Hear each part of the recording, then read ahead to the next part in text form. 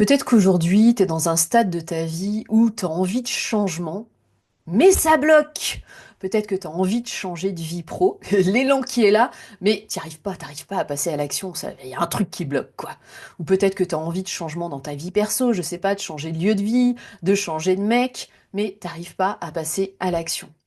Et donc tu sens bien qu'il y a des blocages, peut-être même que tu as conscience de certains de ces blocages-là, ou pas d'ailleurs, et peut-être même que tu as déjà essayé certaines choses. Peut-être que tu as déjà essayé, par exemple, de faire des méditations pour débloquer. Peut-être que tu as déjà essayé de te mettre un bon coup de pied aux fesses en te disant «Allez, maintenant j'y vais, je passe à l'action», mais ça marche pas.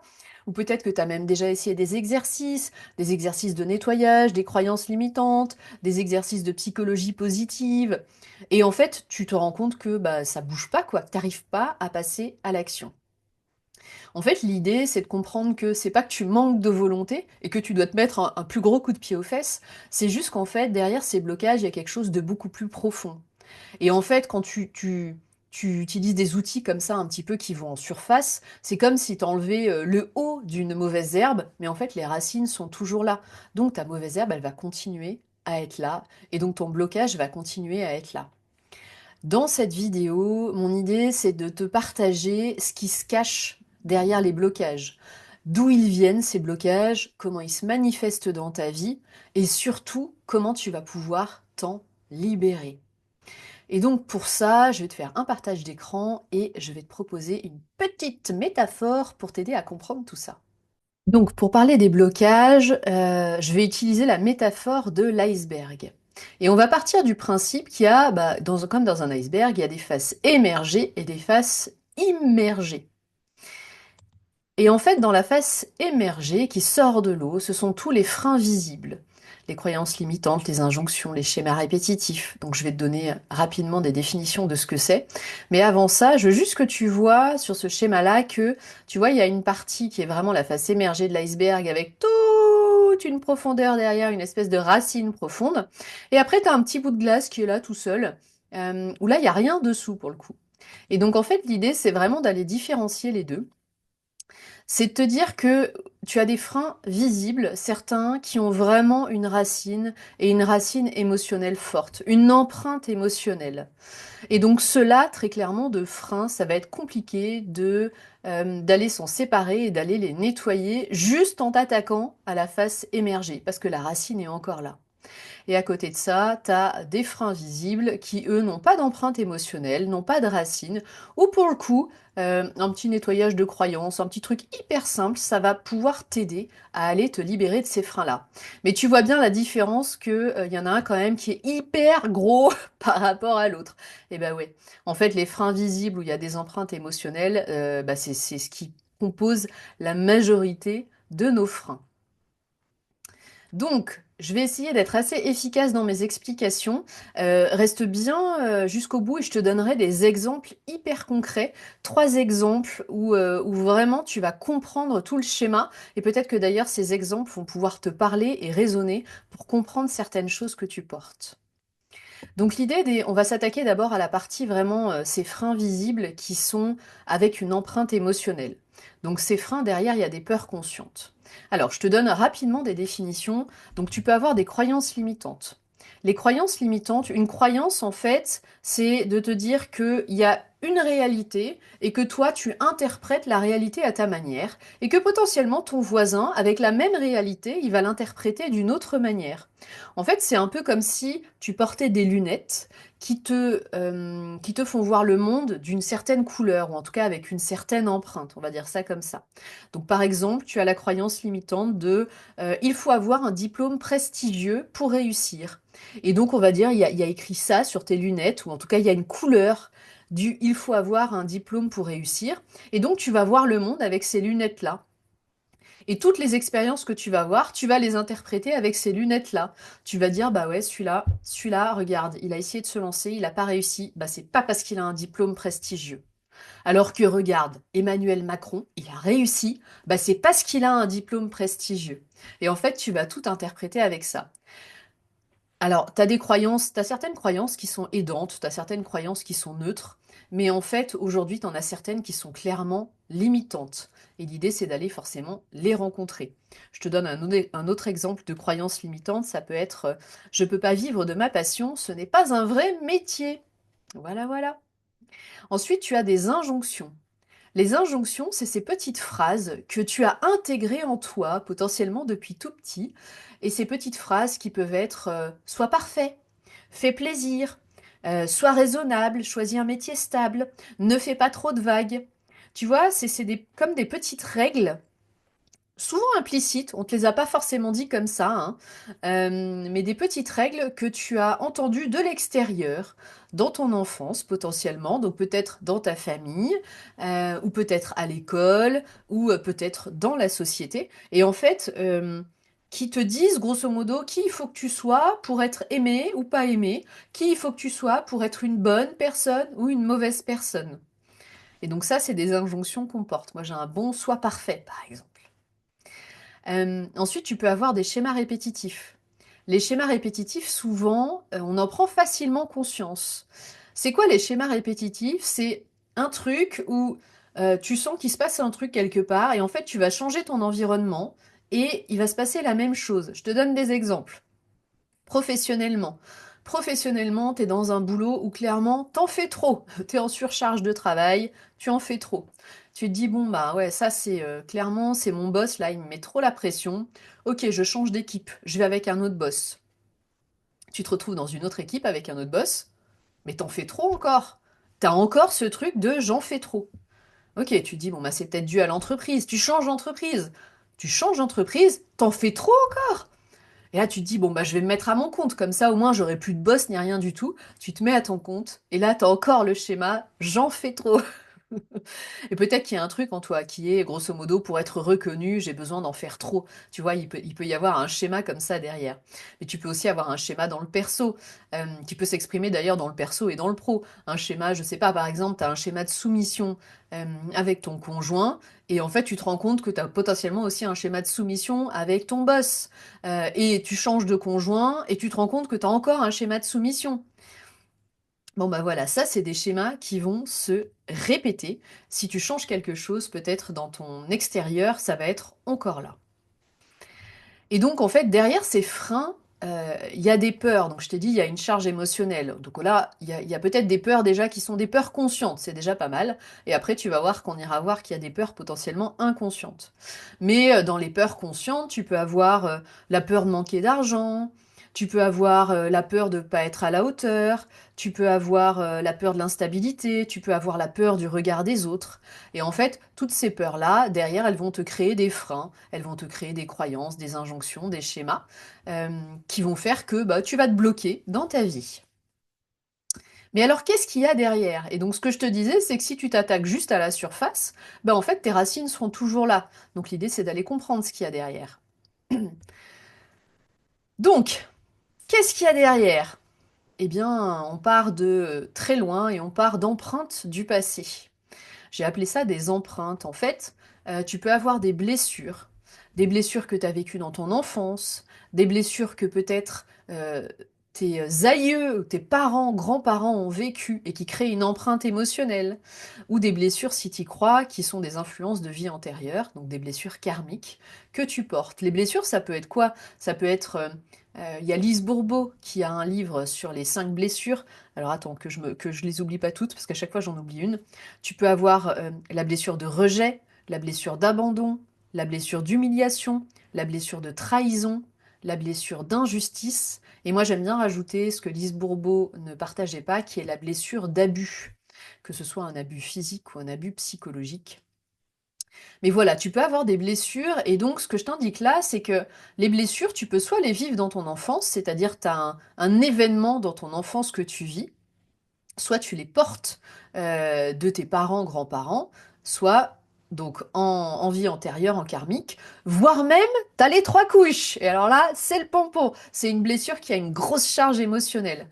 Pourquoi elle a une grosse charge émotionnelle? Parce qu'en fait, ces blessures, le principe de ces blessures, c'est que c'est des blessures que t'as pas pu pleinement vivre, ou en tout cas l'émotion a pas pu pleinement te traverser. Et donc ça fait un ancrage émotionnel, et derrière, t'as une peur profonde qui est là.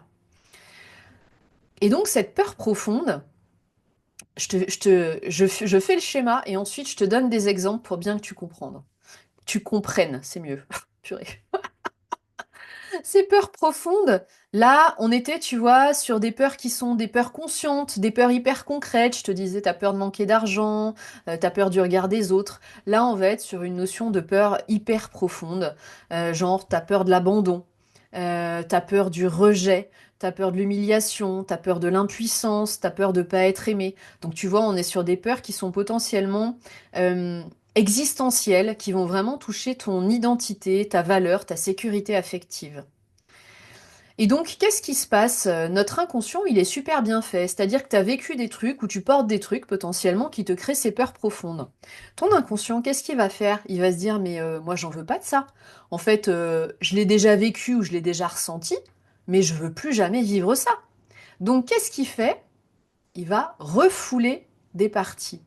Et là, les parties refoulées, dans la métaphore de l'iceberg, ça va vraiment être toute cette zone qui va être immergée. C'est toute la partie refoulée que ton inconscient, il a absolument pas envie d'aller voir, rencontrer. Et dans tes parties refoulées, tu peux avoir quoi? Tu peux avoir des ombres, tu peux avoir des émotions refoulées, et tu peux avoir des élans qui sont réprimés. Je te donne des exemples. Dans les ombres, tu peux avoir, en fait, c'est des facettes de toi-même que tu n'assumes pas du tout, en fait, qui t'ont, quand par le passé, le doigt a été mis dessus, ça a été hyper violent, et donc c'est quelque chose que tu veux plus du tout voir de toi. Et donc tu peux avoir une ombre de bah, je me sens nul, je suis nul. Et en fait, cette ombre de je suis nul, tu veux tellement pas aller la rencontrer parce que c'est tellement douloureux pour toi qu'en fait tu vas aller à l'opposé complet. C'est-à-dire que peut-être tu vas développer une petite injonction de sois parfait. Et donc tu vas essayer de tout faire absolument de manière parfaite pour ne pas rencontrer cette part en toi qui se sent que parfois elle est nulle ou parfois elle a été nulle. Tu peux aussi avoir des émotions refoulées dans cette partie-là. Je te donne un exemple. Si dans le passé, quand tu étais petite, tu pouvais te mettre en colère des fois, et qu'à chaque fois que tu te mettais en colère, et ben genre, je sais pas, ton père se mettait dans une colère noire, mais limite hyper violente, voire même les fessées, parce que bon, à notre époque, on avait des fessées à chaque fois que tu te mettais en colère, et où, grosso modo, il te regardait avec des yeux noirs en te disant, mais je ne veux pas que tu te mettes en colère, c'est horrible quand tu te mets en colère. Et donc, tu as gardé à l'intérieur de toi le fait que si tu te mets en colère, tu vas pas être aimé. Et donc, tu vas refouler l'émotion de la colère. Et donc, tu vas être potentiellement un adulte qui te dit, bah non, moi je ne suis jamais en colère, je ne vis pas de colère. Mais en fait, dans la réalité, on a tous de la colère. C'est une émotion qu'il est normal de vivre et de ressentir. Et sauf que toi, tu l'exprimes pas. Et donc, qu'est-ce qui va se passer? Eh bien, soit à la place de la colère, tu vas pouvoir être quelqu'un d'anxieux, de stressé. Ou alors même la colère, tu vas pouvoir l'exprimer d'une autre manière. Par exemple, avec de l'eczéma. Où l'eczéma te permet de faire sortir cette colère qui était refoulée, cette émotion qui est refoulée. Tu peux aussi avoir des élans qui sont réprimés, des désirs réprimés. Par exemple, bon, je t'ai donné un peu l'exemple tout à l'heure, mais j'aime bien cet exemple-là. Par exemple, petit, tu dessinais et en fait, tu as déjà entendu petit que franchement, c'est pas le dessin qui va te faire gagner ta vie. Franchement, c'est un peu n'importe quoi de dessiner. Et donc, en fait, tu as intégré dans ta tête que tu ne pourrais pas avoir un métier en lien avec le dessin. Et donc, tu réprimes cet élan-là. Et donc, ça, c'est toutes les parties refoulées qui vont faire que derrière, ben, dans la partie consciente, tu as des blocages, des croyances limitantes, des injonctions, des schémas répétitifs, etc. Donc, je te redonne des exemples de schémas complets. Et puis après, je te dis comment tu vas pouvoir t'attaquer à tout ça. Alors, je te donne un exemple, une personne qui a grandi avec des parents qui se sont toujours serrés la ceinture. Donc, genre, tu vois, la blessure de l'enfance, je vis avec un truc, on se serre la ceinture, euh, peut-être qu'il y a des injonctions déjà petites, des conditionnements de l'argent c'est dur à gagner, voire même, t'as entendu, les riches sont des profiteurs, et puis t'as ta tante là qui était riche, et en fait c'était une profiteuse, et elle a profité des capacités de ta maman, et elle a jamais donné d'argent ni rien du tout. Et donc, tu vis avec cette empreinte du passé. Et potentiellement, tu peux développer des peurs profondes, une peur du manque, ou alors la peur de pas te sentir en sécurité. Si tu intègres par exemple que les riches sont tous je sais pas si j'ai le droit de dire des gros mots, sont tous des CO, des NARDS, eh bien tu vas avoir la peur de, si tu as de l'argent et tu es riche, la peur d'être en insécurité et la peur d'être rejeté par les gens de ton entourage. Et donc, tu vas finalement refouler, peut-être, tes capacités d'abondance, ton sentiment de confort. Et derrière, tu vas avoir, dans le visible, tu vas avoir des croyances limitantes du type si je gagne trop d'argent, je vais devenir une mauvaise personne. Ou alors tu vas avoir la croyance limitante gagner de l'argent, c'est forcément difficile et ça doit se faire dans la souffrance. Tu sais, il y a cette empreinte aussi, ce conditionnement du le travail, ça doit être de la souffrance. Il faut libérer ça, hein, parce que le travail, c'est pas forcément de la souffrance. Il y a vraiment ce travail dans le sens, c'est du labeur. Et donc, on a cette croyance limitante de se dire, le travail, c'est un labeur qui doit être dur. Donc ça, c'est un exemple. Je te donne un autre exemple, un exemple qui me parle bien, moi. Dans le passé, par exemple, tu étais à l'école un jour, tu devais faire un exposé et tu as fait une boulette. T'as fait une erreur. Et là, les élèves se mettent à rire. La maîtresse, elle gère ça pas bien du tout. Et là, tu ressens une profonde humiliation. Et donc, il y a un truc en toi qui se crée de, OK, j'ai fait une erreur, je vais me sentir profondément humilié. Et en plus, je suis devant tout le monde. Je me fais vraiment humilier devant tout le monde. Et donc, tu peux avoir une peur profonde, peur profonde de l'humiliation, peur profonde de l'échec, peur de pas être aimé si tu fais pas parfaitement les choses.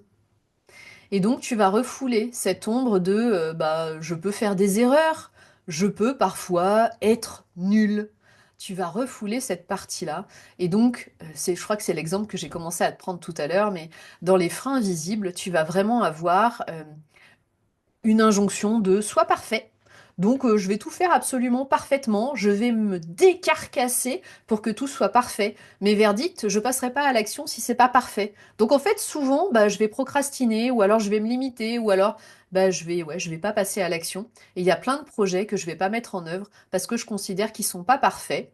Parce que j'ai trop peur de revivre l'humiliation, de faire une erreur comme je l'ai vécu dans le passé et que c'était tellement violent et que j'ai pas pu libérer ces émotions qu'aujourd'hui je ne veux plus revivre ça. Donc en fait, c'est la charge émotionnelle que tu as du passé qui fait que tu n'as plus envie de revivre ça. Je te donne un autre exemple qui m'a aussi beaucoup parlé, que j'ai aussi nettoyé. Par exemple, on a un petit conditionnement sociétal qui est, les sorcières, passé un temps, ont été brûlées. Et donc peut-être que toi, tu as accès à l'invisible, ou peut-être que tu as accès à de l'énergétique, à des soins, à des intuitions, il y a des choses qui te viennent. Et que tu vis dans ce conditionnement sociétal de OK, les sorcières, on les brûle. Et peut-être même que tu as une empreinte karmique, une empreinte de vie antérieure de par le passé, j'ai été une guérisseuse et quelqu'un m'a trahi et je me suis fait trucider. Et donc je suis morte. Et donc, tu peux avoir une peur profonde là derrière, la peur de mourir, hein? La peur de mourir si, si tu vas dans le monde de l'invisible. Euh, ou la peur d'être rejeté, la peur d'être trahi. Et donc, tu vas refouler une partie de toi, la partie, je sais pas, tu peux refouler une partie, par exemple, ta partie perchée, ta partie intuitive, ta partie guérisseuse. Tu vas la refouler. Parce que t'as trop peur en fait de mourir, mais ce qui est compréhensible. Et derrière, tu vas avoir des croyances limitantes qui sont un peu plus visibles. Non, mais si je me connecte à mes émotions, je risque, ça risque de mal se passer en fait. Un truc comme ça, mais tu sais pas trop d'où ça vient et tu comprends pas trop d'où ça vient. Et donc, verdict, tu te limites. Tu as un schéma où tu te limites dans le développement de tes capacités intuitives. Voire même, tu fermes complètement les portes. Voilà, voilà, un petit exemple sympathique. Et donc, qu'est-ce qu'on en fait de tout ça? Qu'est-ce que t'en fais? Alors déjà, l'idée, c'est vraiment que tu comprennes, mais je pense que ça, je l'ai assez répété, que voilà, quand tu as un frein, quand tu as un blocage, il y a de grandes chances, dans la majorité des cas, qu'il y ait une empreinte émotionnelle qui n'ait pas été nettoyée. Donc, qu'est-ce que tu peux faire? Tu peux aller travailler ici à différents niveaux. Tu peux aller rencontrer cette empreinte du passé. Donc, soit toi-même, aller te questionner sur dire, mais en fait, dans mon enfance, est-ce que j'ai pas vécu un truc qui m'a fait, qui a créé cette croyance-là? Genre, si j'échoue, je risque de me sentir nulle. Moi, ça me parle de, voilà, à l'école, de me tromper et de me dire, ok, je me sens moquée, humiliée, voilà, c'est un truc qui me parle. Ok, je peux aussi aller regarder en transgénérationnel. Est-ce que ce schéma-là, j'ai pas ma maman qui le porte? Si par exemple t'es une femme avec la lignée de femme, si t'es un homme, tu peux regarder aussi la lignée d'homme. Mais après, ça peut être aussi, tu peux porter ça de ton, enfin, en tant que femme, je peux porter ça de mon père, de mon grand-père, de ma grand-mère, etc. J'ai un exemple d'ailleurs intéressant là-dessus. Une fois, j'ai une personne qui est venue me voir, qui avait un projet, qui avait développé une entreprise, un projet magnifique, et qui devait le rendre visible. Et en fait, elle n'arrivait absolument pas à le rendre visible et à communiquer dessus. Et en fait, en séance, on est allé voir qu'est-ce qui bloquait, parce qu'il y avait vraiment quelque chose de très fort. Le schéma qu'elle avait, c'était si je me rends visible, je risque, enfin grosso modo, je risque de mourir, quoi. Et en fait, en allant en séance voir qu'est-ce qu'il y avait derrière, quelle était la source, ça m'a amené, moi, en tant qu'accompagnante, hein, de me connecter à son arrière-grand-mère. Et en fait, je voyais que son arrière-grand-mère portait ce schéma de si je me rends visible, je risque de mourir. Donc je partage ça à la personne qui me dit, ben oui, effectivement, mon arrière-grand-mère était juive et quand elle était jeune, elle a été cachée chez des gens et elle a dû rester dans un placard pendant plusieurs mois pour bah, ne pas se faire attraper. Et donc, elle a ancré en elle le schéma, si je me, enfin, ou même la croyance, si je me rends visible, je risque de mourir. Et donc, cette arrière-petite-fille portait ça, ce schéma-là, mais ne sachant pas d'où ça venait. Elle n'avait pas de truc spécifique dans son enfance. Et en fait, elle a compris que ça venait de cette arrière-grand-mère-là. Et donc là, l'idée, c'est de faire, tu peux faire des exercices où tu rends à ta lignée, tu as les constellations familiales aussi qui peuvent aider. Mais il y a vraiment, il y a plein de trucs en fait à faire pour vraiment rendre ce truc. Grosso modo, tu rends en disant ta lignée, bon bah voilà, je te rends cette peur de l'invisible, cette croyance, cette peur de mourir si je me rends visible. Donc ça, c'est effectivement, tu peux aller travailler là, donc à rencontrer la blessure, d'aller voir d'où elle vient. Donc, tu vois, de ton enfance en transgénérationnel. Après, ça peut être en karmique si tu fais, si tu vas dans des méditations, dans des états de conscience modifiés, que tu peux aller demander d'où ça vient. Tu peux des fois t'arriver dans une vie où tu vois bien que t'es pas dans la culture actuelle, quoi. Donc voilà, tu peux aller déjà rencontrer des empreintes du passé. Parfois ça aide, parfois c'est pas nécessaire. En fait, moi j'y vais, par défaut je vais voir, et si je vois que l'info vient pas, bah, je laisse tomber. Ensuite, tu peux aller aussi rencontrer toutes les parties refoulées. Tu peux aller rencontrer tes ombres. Ça, pour aller rencontrer ces ombres, c'est la question qui est intéressante de te poser, c'est j'ai peur de passer pour quoi? J'ai peur de passer pour quelqu'un de nul. Ça peut être une première manière, mais tu peux aussi aller voir les ombres en te questionnant sur qu'est-ce que je déteste chez les autres. Oh là là, celui-là, je déteste, il est tellement égoïste. Ok, c'est fort probable que tu aies une petite ombre d'égoïsme, ou petite, ou dans le passé, il y a eu un truc où on t'a inculqué le fait que, en fait, arrête, être égoïste, c'est pas bien. Et donc, verdict, tu vas à l'opposé, c'est-à-dire que tu donnes tout aux autres, tu donnes ton temps aux autres, et tu as du mal à prendre du temps pour toi. Ça, c'est peut-être aussi un petit schéma que tu portes. Donc ça, c'est les ombres, aller rencontrer ces ombres. Tu peux aller rencontrer tes émotions refoulées. Là, c'est intéressant, c'est en fait quelle émotion tu as beaucoup de mal à exprimer. Voilà. Et après, tu peux faire tout un processus pour apprendre à l'exprimer. Tu peux aller voir aussi s'il y a des élans réprimés, genre quelque chose que tu adores, mais tu t'es toujours interdit de faire. Donc ça, c'est un travail que tu peux aller faire sur les parties refoulées. Donc on a dit, tu peux aller voir les empreintes du passé, tu peux aller voir les parties refoulées, et ensuite tu peux vraiment t'attaquer à tout ce qui est visible également. C'est intéressant aussi d'y aller. C'est pas suffisant, mais c'est intéressant. Donc aller voir quelles sont tes croyances limitantes, quelles sont tes injonctions, quels sont tes schémas répétitifs. Et là, en fait, c'est quand tu es dans une situation où tu sens que ça bloque, moi, la question que je me pose, c'est mais j'ai peur qu'il se passe quoi? C'est quoi le schéma que j'ai en moi? Et comme ça, tu peux essayer d'aller mettre des mots sur ce qui bloque. Donc ça, c'était toute la partie des freins qui sont avec une charge émotionnelle. Et donc, je t'ai dit tout à l'heure qu'il y avait une petite partie là, Tu vois, le petit morceau de glace, le numéro 2, où dessous, t'as pas la charge émotionnelle. Donc ceux-là, généralement, c'est beaucoup plus facile. Ça, ce sont des freins qui sont liés à des conditionnements, à des automatismes. Je te donne des exemples. Donc ça peut être des conditionnements sociétaux, ça peut être des conditionnements religieux, ça peut être des conditionnements familiaux. Voilà, c'est vraiment des choses que tu as intégrées. Un exemple, la croyance jamais 203. Tu vois, moi quand je parle de la croyance jamais 203, j'ai pas de charge émotionnelle. Et c'est comme ça que tu vas la différencier d'ailleurs des croyances avec la charge émotionnelle. Par contre, moi si tu me dis j'ai la croyance, j'ai peur de manquer, là, je sens que ça crispe un peu. Tu vois, j'ai une charge émotionnelle. Donc la peur du manque, j'ai peur de manquer, pour moi, elle est vraiment là-dedans. Par contre, jamais 203, j'ai pas de charge émotionnelle, ok. Mais un jour, ça peut être une croyance qui peut devenir limitante. Ça veut dire, genre, je sais pas, j'ai essayé de lancer des projets, j'en lance un, ça marche pas, j'en lance deux, ça marche pas. Et là, il y a une petite voix en moi qui dit, ah bah jamais 203, donc le troisième, ça marchera pas. Bah ouais, c'est con, tu vois. Donc ça peut être un exemple de croyance. Tu peux aussi avoir des injonctions, tu peux avoir des schémas répétitifs aussi ici. Est-ce qu'il y en a un que je peux te... Ouais, tu vois, tu peux avoir l'injonction de il faut toujours finir ce que l'on commence. Mais ça peut être juste ça, oui, bon, faut toujours finir ce qu'on commence. Bon, bah, petit, j'ai toujours fini mon assiette. Mais il n'y a pas de charge émotionnelle derrière. Et peut-être qu'aujourd'hui, ça peut être un frein parce qu'en fait, tu as commencé un projet et tu te rends compte qu'en fait, ben, ça finalement, ça te plaît plus ou c'est pas comme tu l'espérais, ou ça correspond pas à tes attentes. Mais en fait, tu vas pas l'arrêter parce que tu dis, faut toujours finir, faut que j'aille au bout. Alors que tu sais très bien que ça marchera pas et que ça te plaira pas. Donc ça devient limitant. Alors là, pour aller nettoyer, c'est beaucoup plus simple en fait. Tu peux aussi avoir la croyance de les riches sont tous pingres. Ok, moi si je me dis ça, j'ai pas de charge émotionnelle derrière. Et donc, comment tu peux t'attaquer à ces freins-là? Ça va être soit tu vas trouver des contre-exemples. Donc, genre, jamais 203, tu vas trouver un contre-exemple de ah ouais, bah tu vois, là, j'ai fait le truc deux fois, ça a pas marché, et la troisième fois, ça a marché. Ou alors, les riches sont tous des pingres, et ben tu vas trouver des gens autour de toi qui sont riches et qui sont hyper généreux. Donc ça peut être un exemple. Après, tu peux aussi avoir des outils pour déprogrammer les croyances limitantes.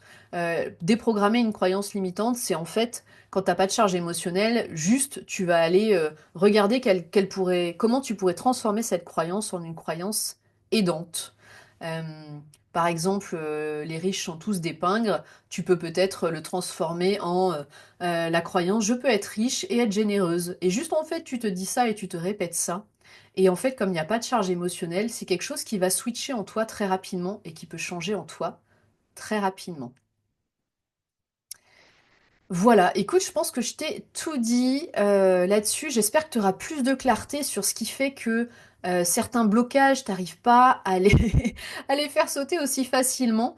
Et j'espère que ça t'aidera à pouvoir faire bouger dans ta vie ce que tu as envie de faire bouger, à pouvoir avancer dans ta vie. Et donc, je te souhaite pour ça un très très beau chemin.